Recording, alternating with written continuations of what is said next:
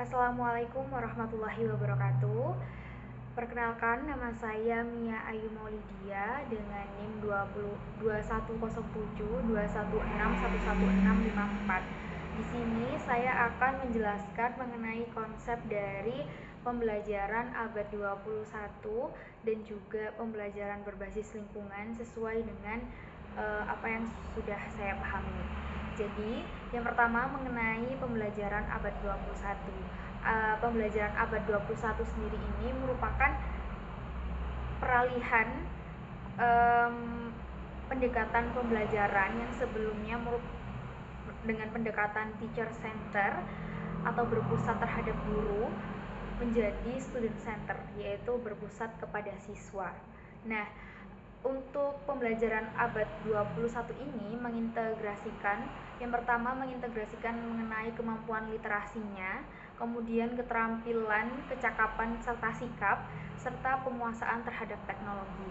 Nah, yang poin terakhir ini merupakan salah satu poin penting yang harus dikuasai oleh peserta didik khususnya di zaman saat ini, karena globalisasi dan kemajuan iptek saat ini sangat pesat, sehingga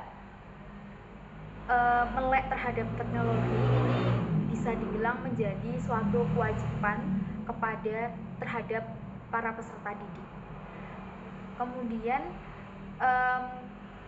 pembelajaran abad 21 ini juga harus diimplementasikan secara sistematis dan diintegrasikan secara menyeluruh dalam proses pembelajaran.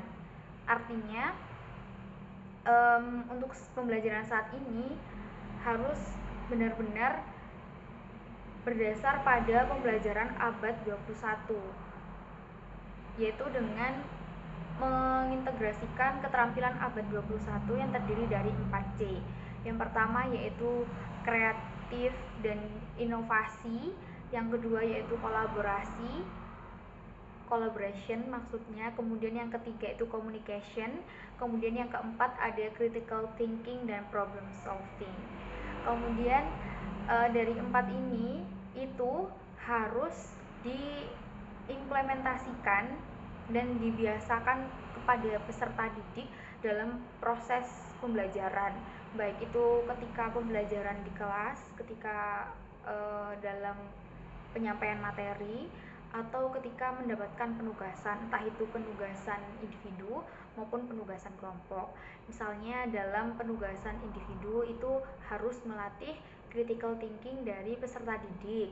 Kemudian ketika dalam penugasan kelompok, penugasan tersebut harus melatih collaboration antar peserta didik, serta dalam pengimplementasiannya juga harus melatih problem solving peserta didik itu sendiri. Jadi cara peserta didik itu mengatasi sebuah permasalahan dalam kehidupan sehari-hari. Kemudian yang kedua mengenai pembelajaran berbasis lingkungan. Jadi untuk pembelajaran berbasis lingkungan ini sendiri merupakan sistem belajar yang dilakukan dengan mengintegrasikan unsur lingkungan pada setiap kegiatan pembelajaran tanpa mengurangi esensi atau makna dari pembelajaran itu sendiri. Nah, pembelajaran berbasis lingkungan ini mengarah pada pembelajaran yang memanfaatkan lingkungan sebagai sumber belajarnya. Nah, lingkungan sebagai sumber belajar ini dapat diformat atau dapat dimodifikasi untuk digunakan sebagai sumber belajar. Kemudian dengan harapannya atau tujuannya dengan menggunakan pembelajaran dengan berbasis lingkungan ini, diharapkan akan muncul kesadaran akan lingkungan terhadap peserta didik. Kemudian yang selanjutnya akan terjadi perubahan sikap peserta didik terhadap lingkungannya, cara pandang setiap peserta didik terhadap lingkungannya. Karena untuk merubah sikap, yang pertama harus dirubah dulu mindsetnya atau pandangan mereka terhadap lingkungan, serta yang paling penting adalah kesadarannya. Kemudian dalam pengimplementasiannya pembelajaran berbasis lingkungan ini dapat dilakukan dengan dua cara. Yang pertama, membawa peserta didik ke lingkungan untuk kepentingan belajar, bisa dengan metode observasi, karya wisata, pemberian tugas proyek yang mengharuskan mereka untuk terjun ke lapangan atau ke lingkungannya secara langsung. Jadi peserta didik itu berinteraksi secara langsung terhadap lingkungan. Atau yang kedua yaitu membawa lingkungan dalam pembelajaran atau membawa lingkungan tersebut dalam kelas. Nah, dalam hal ini bisa memanfaatkan teknologi atau media pembelajaran lainnya. Kalau teknologi ini misalnya ketika ingin menganalisis suatu lingkungan atau wilayah pembelajaran berbasis spasial yang cukup sulit untuk dijangkau, maka kita dapat memanfaatkan teknologi seperti Google Earth atau Google Maps. Jadi pembelajaran itu termasuk salah satu pengimplementasian pembelajaran lingkungan yang dibawa ke dalam kelas. Atau juga bisa menggunakan model media pembelajaran lain, misalnya seperti maket atau gambar, bisa juga alat peraga seperti itu juga bisa. Atau melakukan simulasi atau praktikum sederhana supaya siswa itu bisa lebih memahami kondisi real dari konsep yang mereka pahami. Jadi tidak hanya sekedar berimajinasi saja, membayangkan saja, tapi karena konsep itu bersifat abstrak, jadi memang harus beberapa materi itu harus dipraktekkan supaya siswa bisa lebih memahami terkait teori atau konsep atau permasalahan yang sedang dibahas. Misalnya terkait dengan erosi tanah. Jadi siswa dapat mempraktekkan mengenai erosi tanah itu sendiri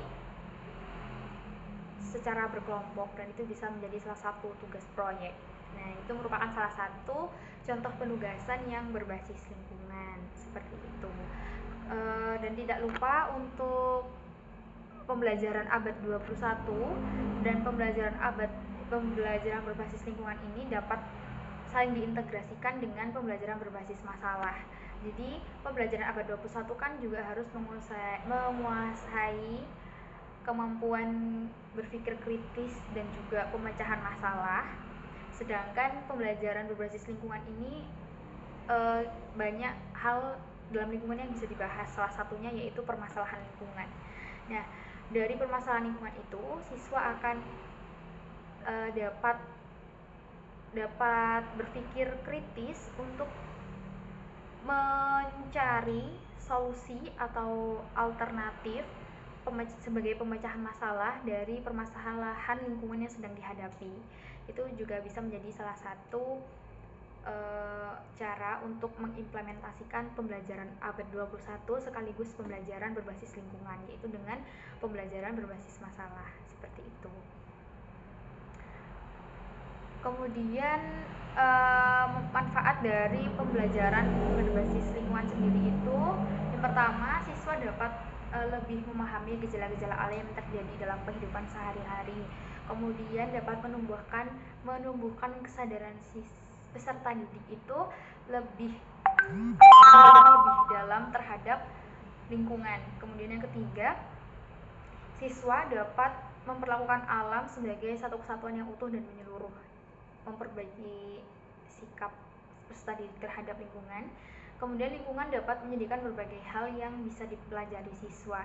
Jadi sebenarnya khususnya dalam biografi sendiri ini memang sangat erat kaitannya dengan lingkungan, dan lingkungan itu dapat memberikan pembelajaran yang lebih bermakna dibandingkan ketika pembelajaran di dalam kelas. Jadi alam itu sudah dapat memberikan pembelajaran secara langsung terhadap kita. Maka dari itu, pembelajaran berbasis lingkungan ini memang sangat penting khususnya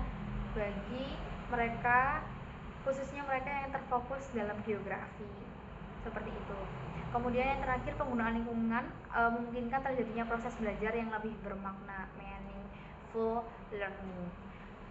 Mungkin itu saja mengenai konsep dari pembelajaran abad 21 dan juga pembelajaran berbasis lingkungan yang saya pahami. Untuk kurang lebihnya mohon maaf. Terima kasih. Wassalamualaikum warahmatullahi wabarakatuh.